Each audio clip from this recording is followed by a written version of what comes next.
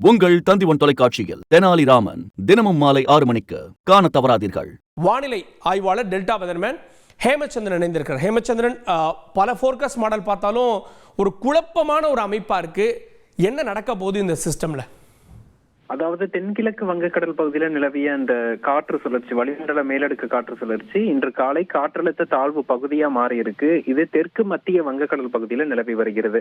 இது தொடர்ந்து நாளைய தினம் தென்மேற்கு வங்கக்கடல் மற்றும் அதனை ஒட்டிய தமிழக கடற்கரை நோக்கி நகரக்கூடும் என எதிர்பார்க்கப்படுது. அதே போல இந்த சலனம் நன்கமைந்த காற்றழுத்த தாழ்வு பகுதியாக வலுவடைவதற்கும் சாதக சூழல் காணப்பட்டு வருகிறது. இது தென்மேற்கு வங்கக்கடல் பகுதிக்கு வருகை தந்த பிறகு பல்வேறு வானிலை காரணிகளால, அதாவது அரேபிய உயரழுத்தம் மற்றும் பசிபிக் உயரழுத்தம் இருவேறு உயரழுத்தங்களின் காரணமாக மிக மெதுவாக நகரும் அல்லது ஒரே இடத்தில் நிலை கொள்ளும் அப்படின்னு எதிர்பார்க்கப்படுது. இந்த மெதுவாக நகரக்கூடிய சலனங்கள் அனைத்துமே நமக்கு கடந்த காலங்கள்ல ஒரு குறிப்பிடத்தக்க மழைப்பொழிவு கொடுத்திருக்கு. அதுவும் இந்த வருடம் வரக்கூடிய தமிழகத்தை நோக்கி வரக்கூடிய சலனங்கள் அனைத்துமே கடற்கரை நெருங்கும் போது மிக மெதுவாக நகர்ந்ததையும் பார்த்திருக்கோம்.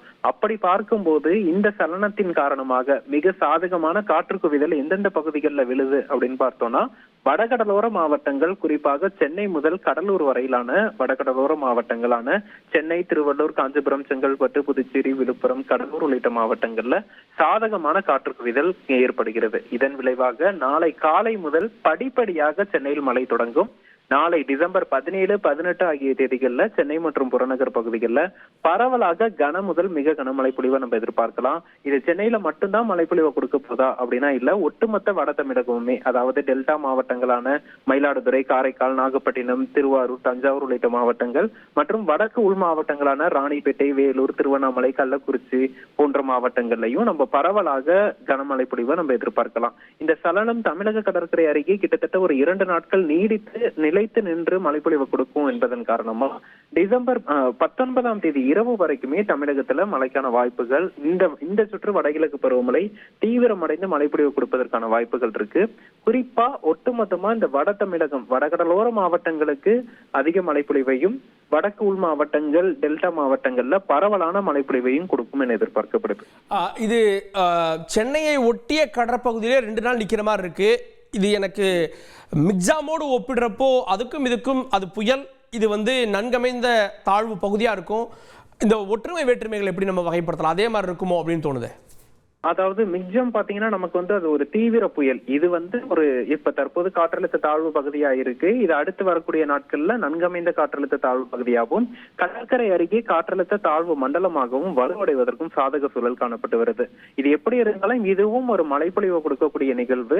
மிக்ஜம் ஒரு பெரும் மழைப்பொழிவை கொடுத்தது.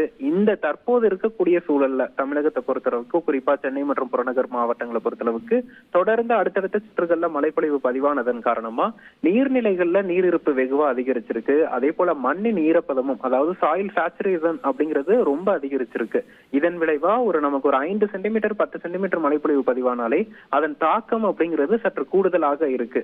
அப்படி பார்க்கும்போது சற்று பாதுகாப்புடனும் எச்சரிக்கையுடனும் இருக்க வேண்டியது அவசியம். குறிப்பாக டிசம்பர் 18, 19 ஆகிய தேதிகள்ல நாளை முதல் மழைப்பொழிவு படிப்படியா தொடங்கும். மிக்ஜம் போன்ற ஒரு பெருமழை ஏற்படா விட்டால் கூட நமக்கு தற்போதைய சூழல்ல ஒரு சிறிய மழைப்பொழிவே, ஒரு 10 சென்டிமீட்டர் மழைப்பொழிவே தாக்கம் பெரிதாக இருக்கும் என்பதன் காரணமா சற்று கூடுதல் கவனமும் எச்சரிக்கையும் தேவைப்படுது.